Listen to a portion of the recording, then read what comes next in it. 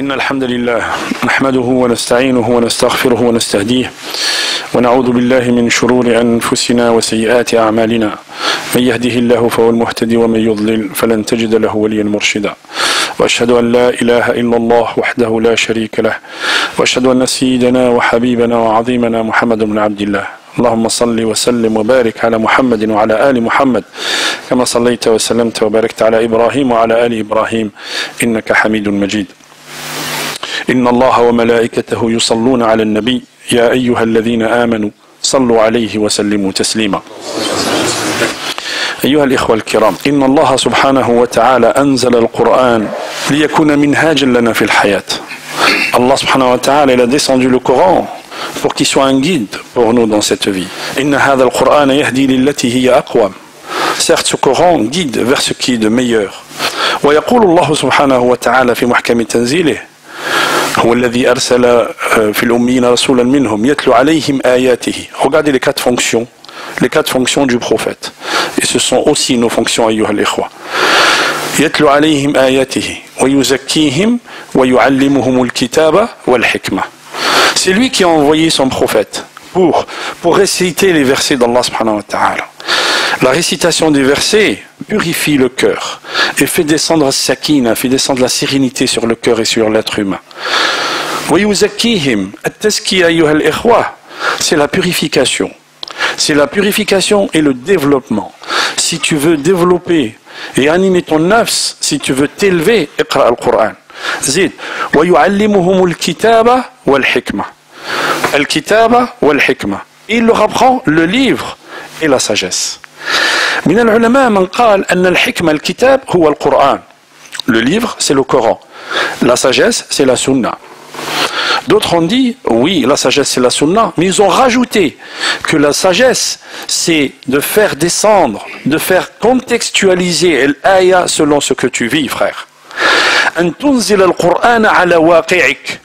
Que tu descendes le Coran sur ce que tu vis. Le Coran, Allah subhanahu wa ta'ala, il ne l'a pas descendu pour nous, les musulmans qui croyons que le Coran c'est la parole de Dieu, c'est une parole éternelle et qui est valable pour tous les temps, أيها الإخوة. هذا القرآن الكريم أيها الإخوة لما كان ينزل على الرسول صلى الله عليه وسلم, quand il descendait sur le prophète صلى الله عليه وسلم, il descendait à certaines circonstances bien précises où Allah subhanahu wa ta'ala il expliquait les choses.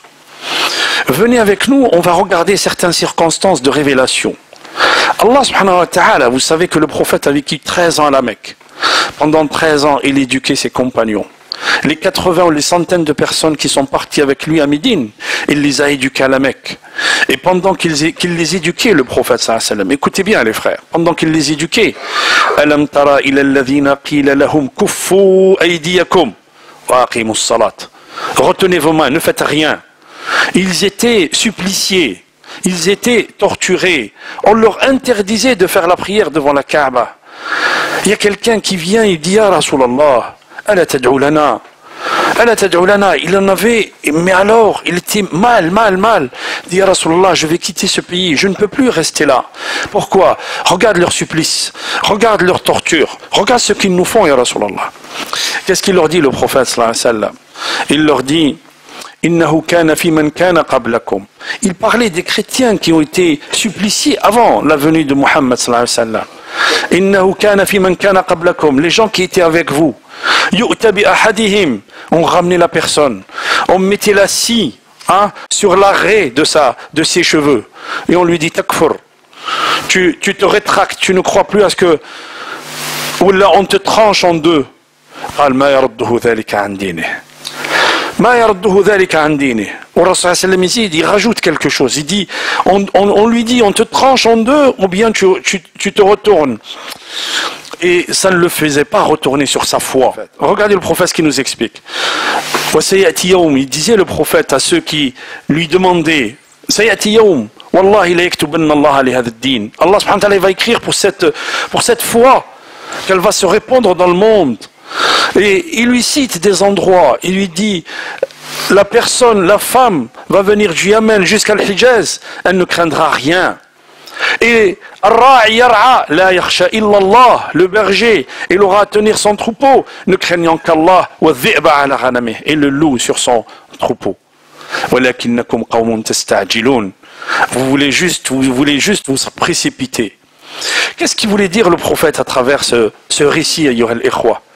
Il voulait dire qu'Allah subhanahu wa ta'ala yumahhisukum. Allah subhanahu wa ta'ala, il va nous éduquer, il va nous faire passer par des épreuves. Avant que vous sachiez, Allah subhanahu wa ta'ala, il ne donne pas la terre à celui qui n'a pas été éprouvé. C'est pas possible. Quand on est à l'école, ayyuha al-ikhwa, quand on est au lycée ou à l'université, tout le monde arrive à l'amphithéâtre, tout le monde arrive à l'école. Tout le monde va à l'école. Ok? Mais est-ce que tout le monde travaille? Est-ce que tout le monde a compris? Qui va réussir l'épreuve? C'est celui qui a bossé. C'est celui qui a laissé de côté ses passions, qui a travaillé. Et bien dans l'islam, c'est la même chose. Allah subhanahu wa ta'ala, la yumakkinuka fil ard. Il ne te donne pas la sérénité là, sur terre que lorsque tu auras été éprouvé. Et l'épreuve, ils vont y passer, les compagnons. Et à travers leurs épreuves, ça restera aussi des leçons pour nous. Regardez les frères, quand le prophète sallallahu alayhi wa sallam va partir à Al-Madina, il va rester 2 ans. Et au bout de 2 ans, ceux qui ont été spoliés, ceux qu'on a jetés, qu'on a expatriés, qu'on a renvoyés de chez eux, Allah subhanahu wa ta'ala, il dit ils ont été injustement spoliés.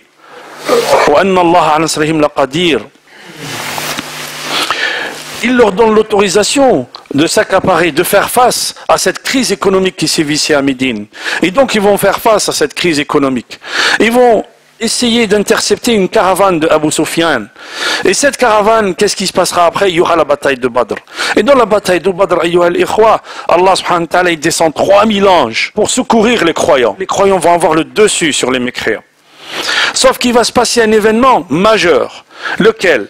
C'est que les musulmans vont se répondre en 3 parties. Une partie qui va poursuivre les mécréants.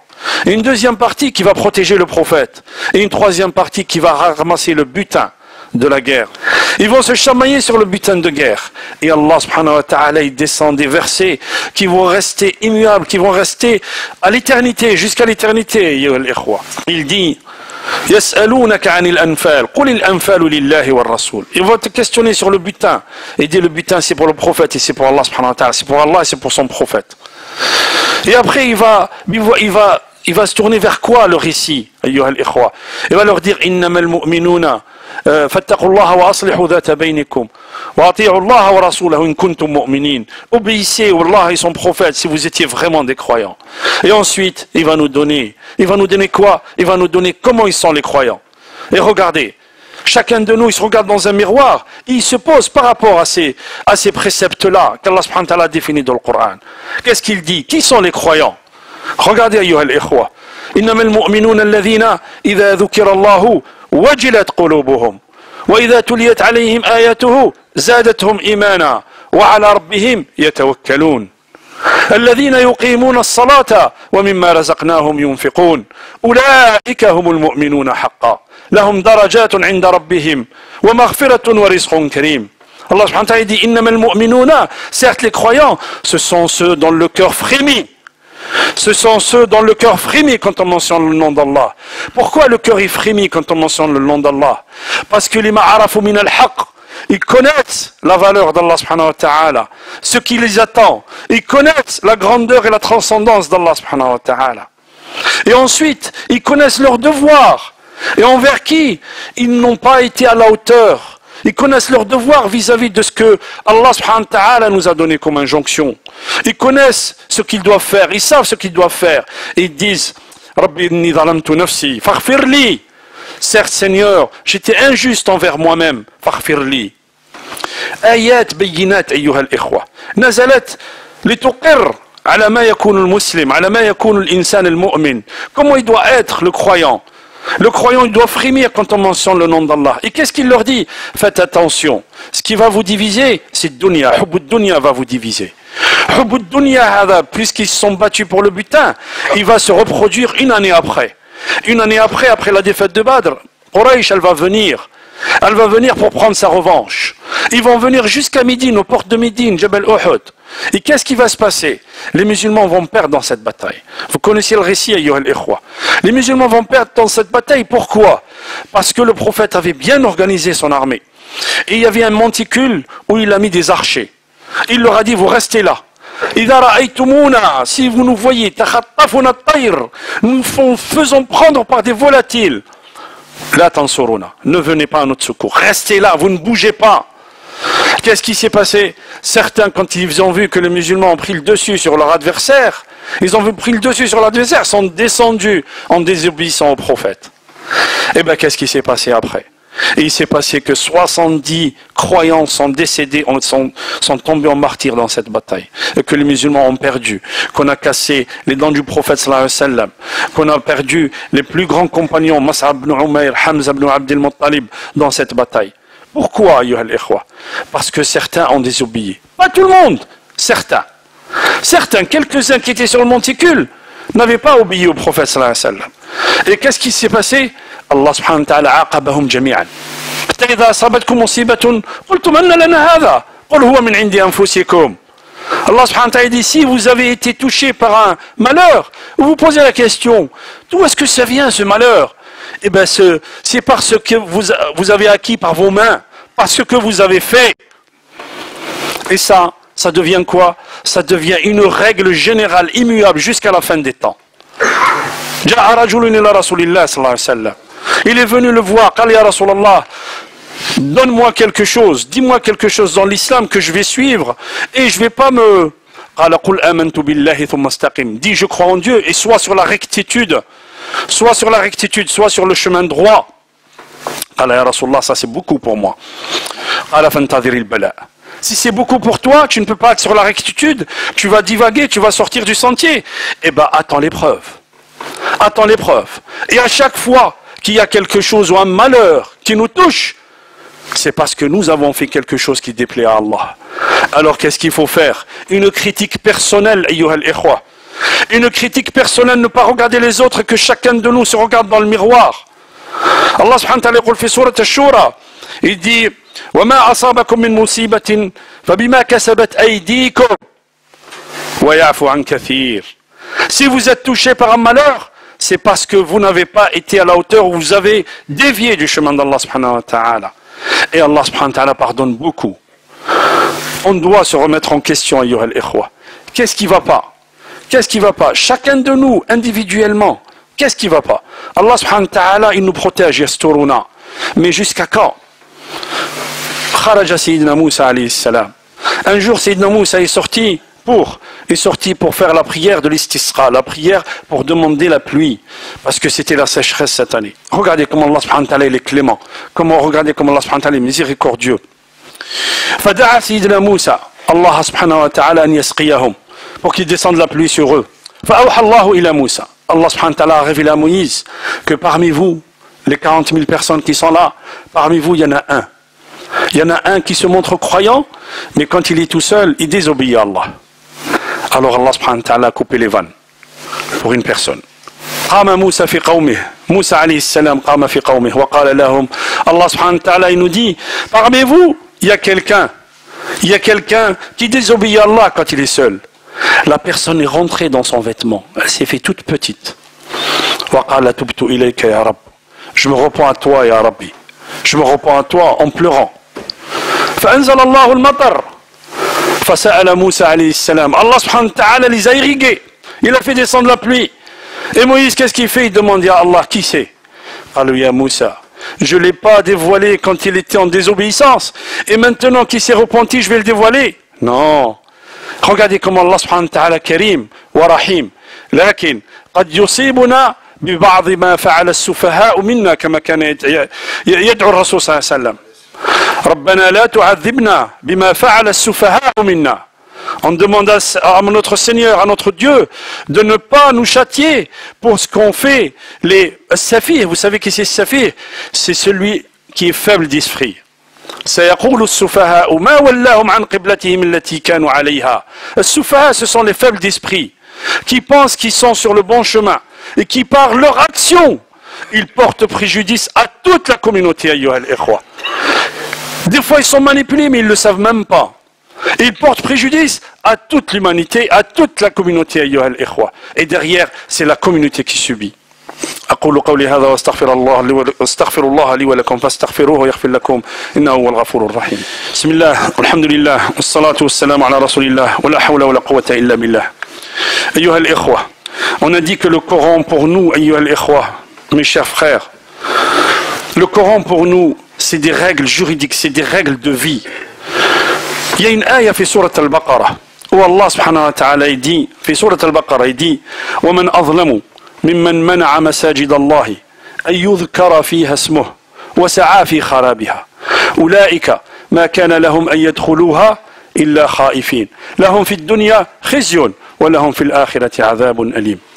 Regardez, Allah subhanahu wa ta'ala dit, il n'y a pas plus injuste que celui qui empêche de réciter la parole d'Allah subhanahu wa ta'ala dans sa demeure. Baytullah, Baytullah.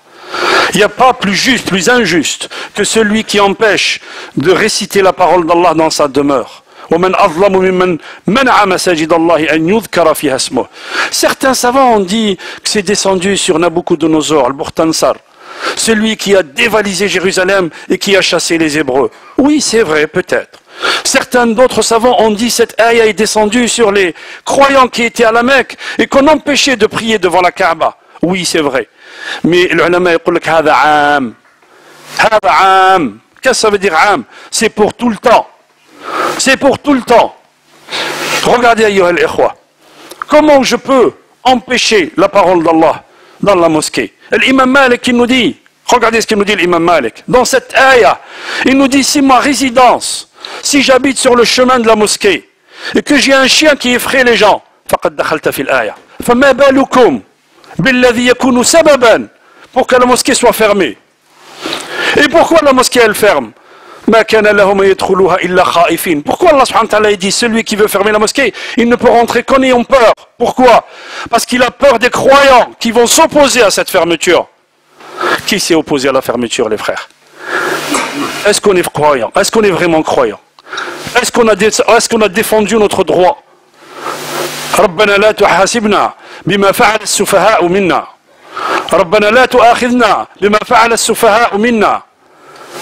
حتى قال العلماء tu ne peux pas empêcher une construction de mosquée dans n'importe quel بقعة من الأرض sauf إذا كان مسجدا ضرارا, sauf si cette mosquée a été créée pour faire la division. لذلك العلماء يمنعون أن يكون جامعا. وش معنى جامع؟ المسجد الجامع c'est la grande mosquée qui rassemble tout le monde في العيد وفي صلاة الجمعة. On a des petites mosquées pour faire nos prières dans chaque quartier, normalement dans un pays musulman je vous parle. Mais on a une grande mosquée qui rassemble tout le monde pour les grandes prières أيها الإخوة. ولا يكون في مسجد واحد إمامان. Il y a un imam dans une mosquée. ولا تقام جماعتين عند المالكية في مسجد واحد. الإمام مالك يمنع. Certains savants vous disent, quand vous rentrez en retard, vous devez demander s'il y a un imam ratib. S'il y a un imam ratib, c'est-à-dire qu'il y a un imam qui est tout le temps là. Si je rentre en retard, que je veux faire une jama'a avec mes frères, je dois demander l'autorisation à l'imam. Pourquoi? Pour ne pas créer la fitna. Regardez comment وَالْفِتْنَةُ أَشَدُّ مِنَ الْقَتْلِ. وَالْفِتْنَةُ أَشَدُّ مِنَ الْقَتْلِ. La fitna qui empêche la liberté de conscience, ayyuha al-ikhwa. La sédition qui empêche la liberté de conscience, elle est pire que le meurtre, elle est pire que tuer quelqu'un. Parce que si on tue quelqu'un, effectivement on lui enlève la vie. Mais la liberté de conscience, c'est ta vie dans l'au-delà. On t'empêche de vivre dans l'au-delà, dans l'éternité. ربنا لا تحاسبنا ولا تؤاخذنا بما فعل السفهاء منا. اللهم اهدنا فيمن هديت وعافنا فيمن عافيت وتولنا فيمن توليت وبارك لنا فيما أعطيت وقنا شر ما قضيت إنك تقضي ولا يقضى عليك إنه لا يذل من وليت ولا يعز من عاديت تباركت ربنا وتعاليت يا ذا الجلال والإكرام.